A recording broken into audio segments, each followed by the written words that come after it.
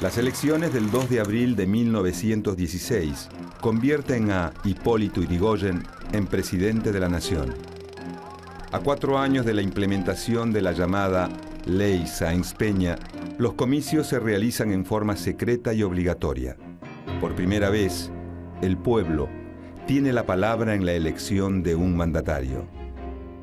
La reforma electoral provoca un cambio en la forma de hacer política en el país. Las masas empiezan a ser un factor clave para acceder al poder.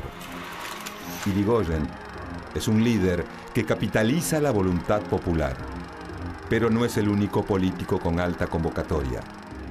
En diferentes provincias surgen distintos caudillos, muchos pertenecientes a su propio partido. Todos ellos saben cómo responder a los intereses de los sectores populares y así alcanzar el poder. Con el correr de los años, los caudillos provinciales serán figuras claves de la política argentina.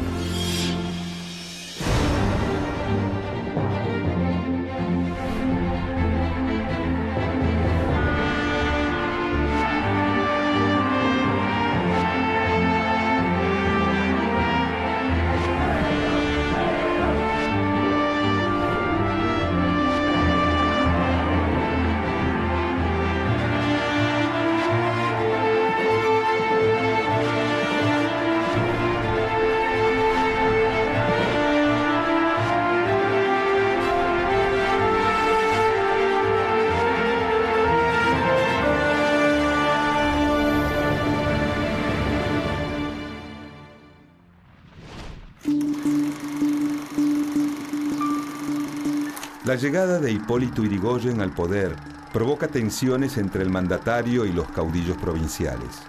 El presidente apela a diferentes armas para imponerse en la disputa.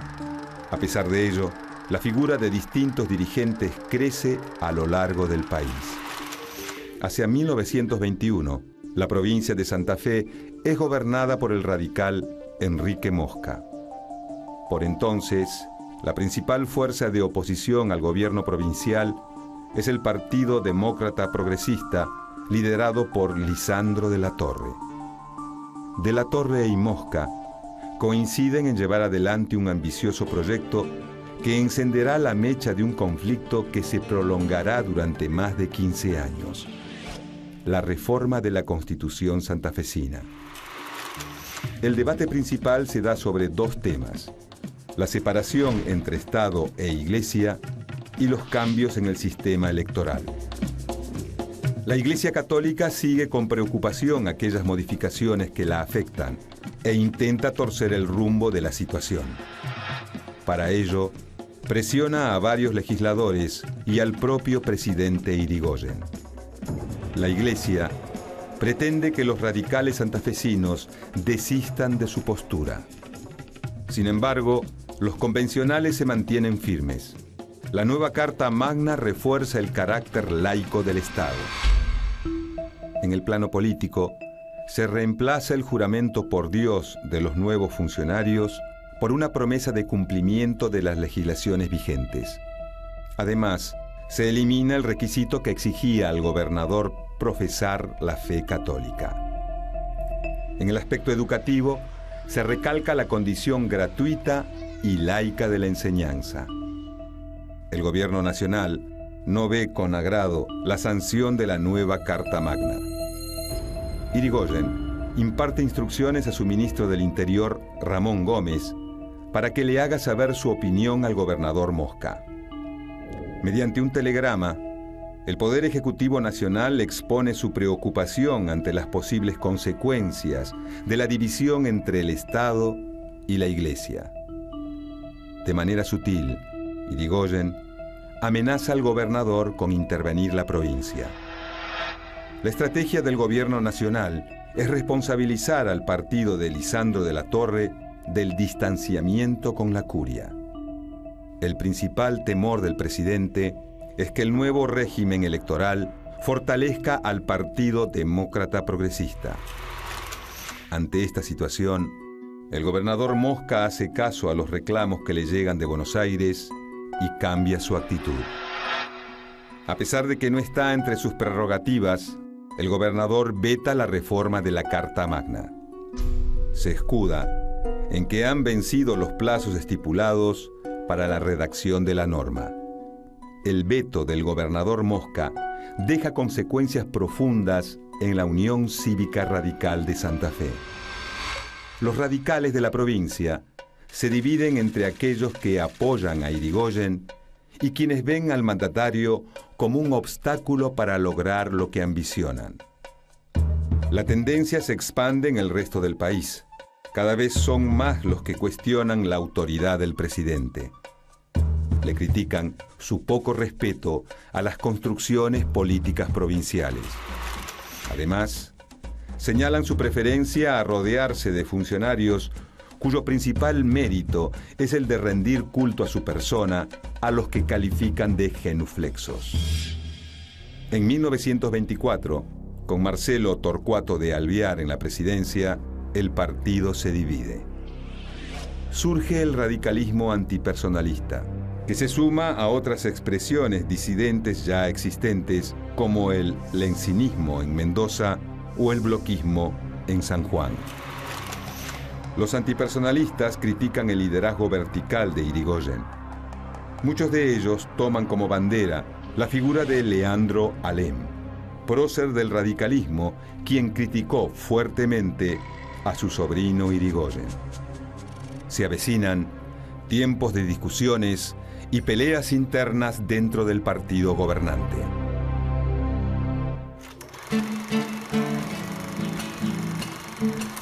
La reforma del sistema electoral provoca grandes cambios en la política argentina.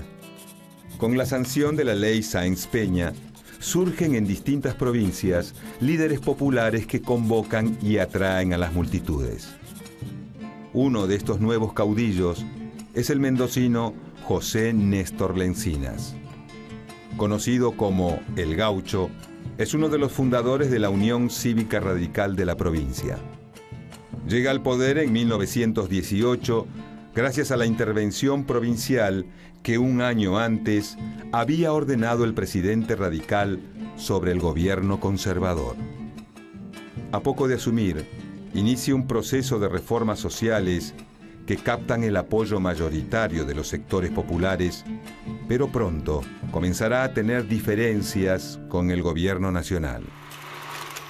En 1919, Irigoyen dispone una nueva intervención federal a la provincia de Mendoza para favorecer a los hombres de su confianza en las próximas elecciones provinciales. Un año más tarde, José Néstor Lencinas muere. Pero su hijo Carlos Washington Lencinas, conocido como El Gauchito, irrumpe en la escena política mendocina. Se trata de la consolidación de una nueva corriente interna dentro de la Unión Cívica Radical, el lencinismo. El símbolo que se elige para identificar a los partidarios de esta tendencia es una alpargata. Los lencinistas buscan la identificación de los hombres que portan este humilde calzado. A lo largo de la década de los 20, el lencinismo gana todas las elecciones en Mendoza. Sin embargo, sus mandatos quedan siempre inconclusos. El gobierno nacional interviene sucesivamente en la provincia con diferentes justificaciones, aunque el motivo de fondo es muy claro: detener el avance de esta corriente. En 1929, el Gauchito Lencinas busca posicionarse a nivel nacional. Se presenta como candidato a senador, pero nuevamente se topará con un escollo. A pesar de haber sido correctamente elegido, tanto radicales irigoyenistas como conservadores se confabulan para impedir su llegada al Congreso. Se le rechazan los pliegos de aprobación y Lencinas ve frustrado su ingreso al Senado. En tanto, el clima en Mendoza se empieza a enrarecer. Allegados a Lencinas le avisan sobre diferentes rumores acerca de un posible atentado. Le sugieren que no regrese a su provincia porque su vida corre riesgo. Lencinas le envía un telegrama a Irigoyen, solicitándole garantías, pero, de todas formas, decide volver a Mendoza, sin hacer caso a las advertencias. Su llegada a la provincia provoca una gran conmoción. Se organiza un banquete de recibimiento en el Club de Armas. Una multitud espera afuera al caudillo para que salga al balcón a dar un discurso. De repente, se producen algunos disturbios. El dirigente sale a calmar los ánimos, pero un disparo de arma de fuego lo derriba. Horas más tarde, fallece Carlos Washington Lencinas. No hay certeza sobre quién dio la orden del ataque, pero la mayoría de las miradas apuntan al entorno del presidente Irigoyen. El hombre al que se le atribuye haber cometido el crimen muere durante los enfrentamientos producidos en la plaza. Según la oposición, el asesinato de Lencinas muestra el grave estado al que ha llevado al país el irigoyenismo. La muerte del gauchito Lencinas marca un punto de inflexión en la historia de la política en Mendoza. El lencinismo no podrá recuperarse del suceso y perderá el protagonismo y el arraigo popular ganado durante la década de los 20.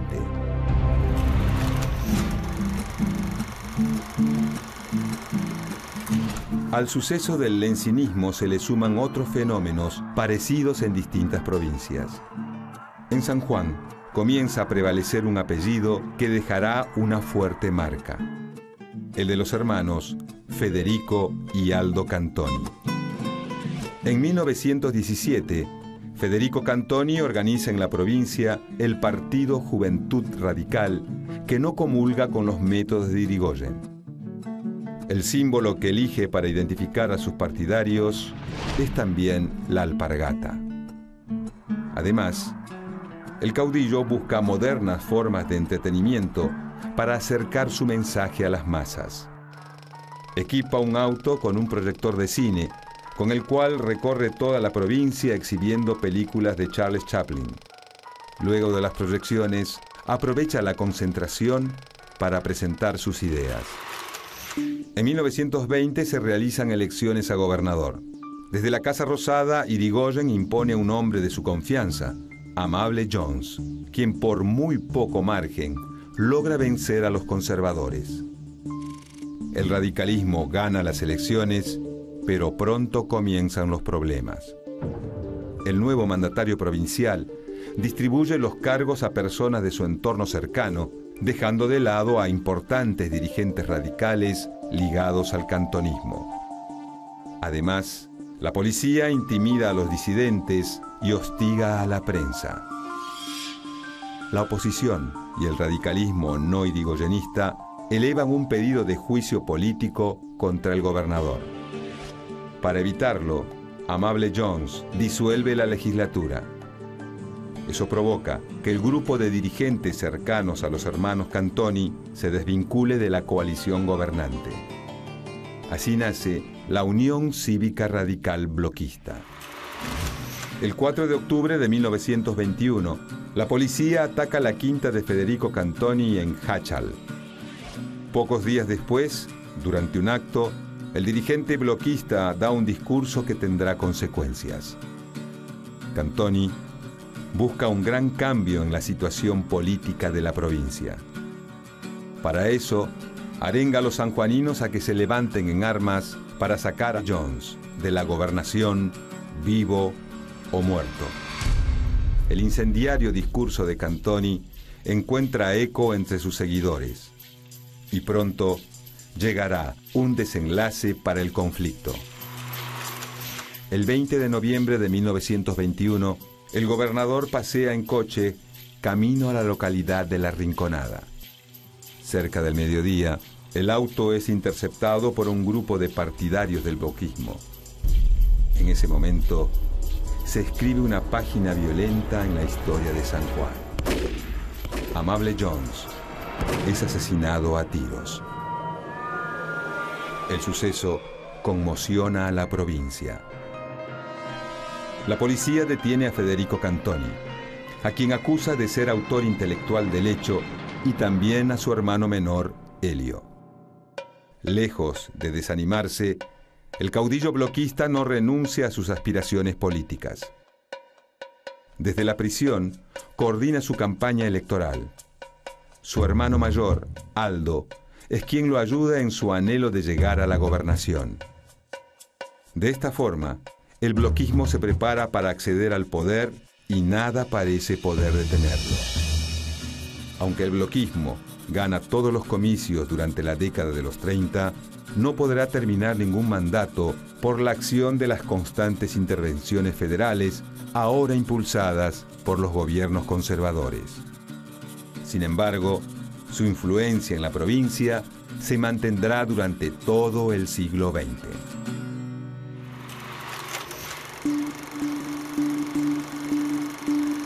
Durante la década de los 30, el fraude electoral domina la escena política en todo el país.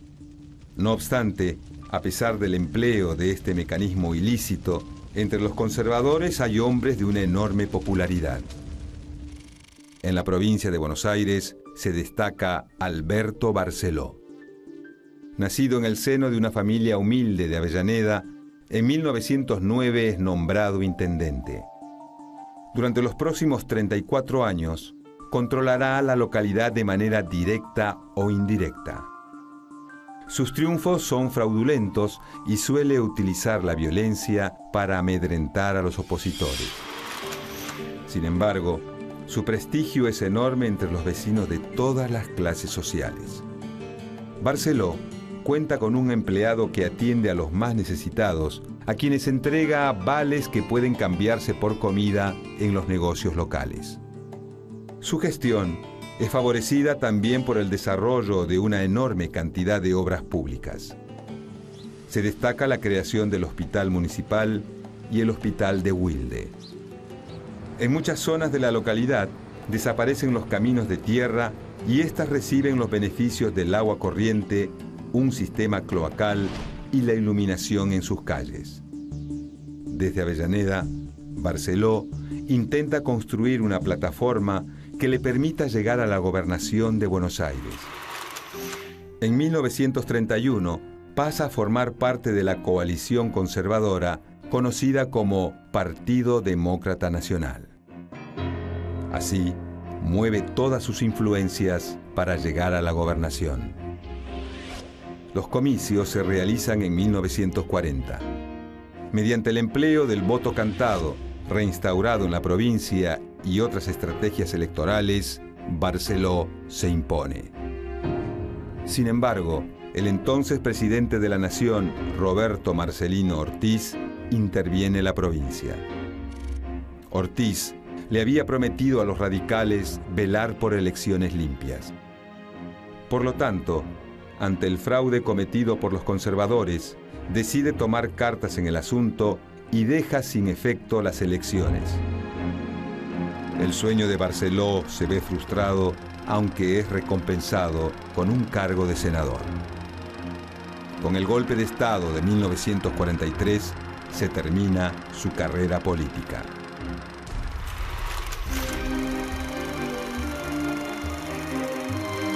En 1933, la muerte de Hipólito Yrigoyen abre una nueva etapa en la Unión Cívica Radical.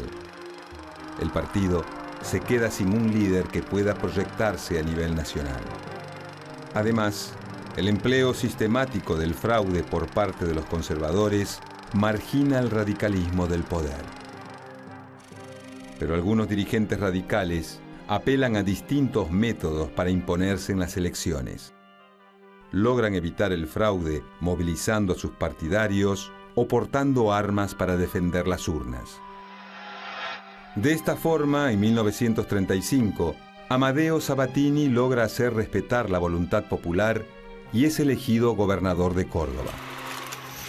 El nuevo mandatario es un médico de Villa María que se hace llamar el primer trabajador. Su lema es agua para el norte, caminos para el sur y escuelas para toda la provincia. Para llevar a cabo su objetivo, el líder cordobés insiste en fomentar una economía basada en el agro como sector dinámico sobre el cual expandir el desarrollo industrial.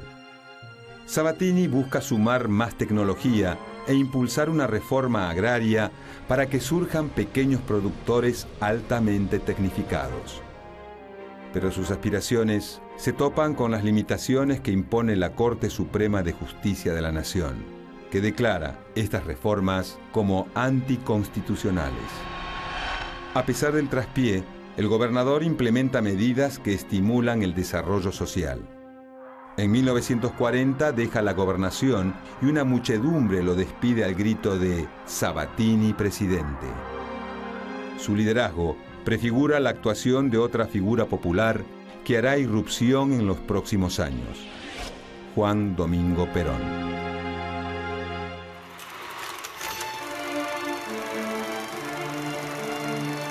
Durante la década de los 30, el Partido Demócrata Progresista se hace fuerte en la provincia de Santa Fe.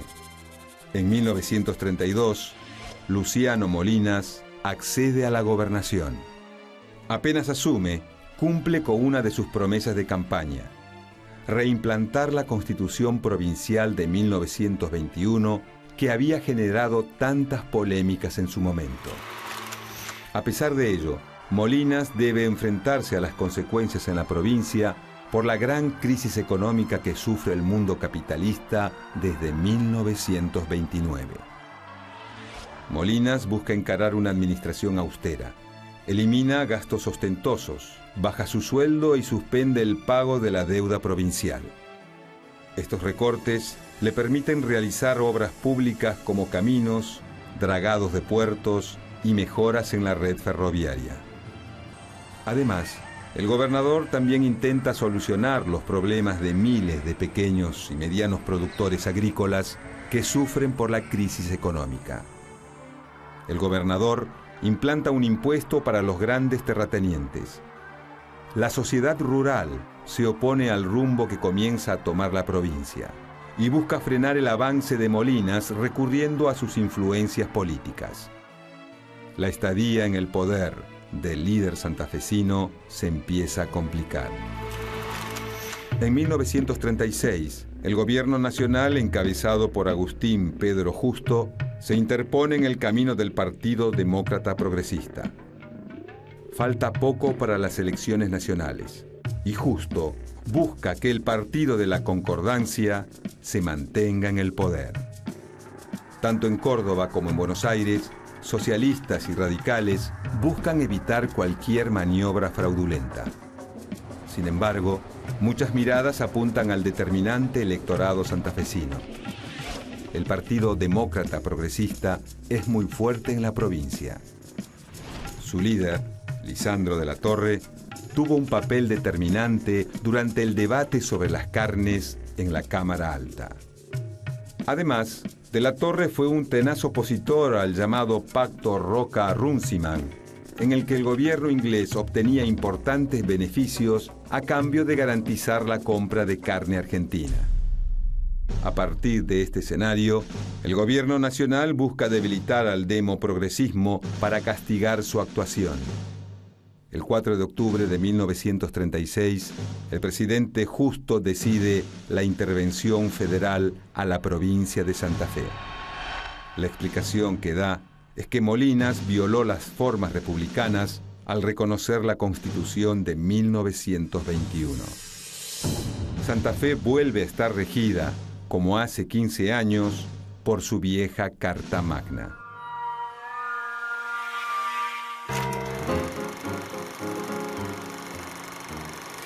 A partir de 1916, la nueva política de masas genera una gran cantidad de líderes que buscan seducir a los sectores populares y medios. Con mayor o menor éxito, desde distintos espacios políticos, se recurre a estrategias para conquistar la voluntad popular.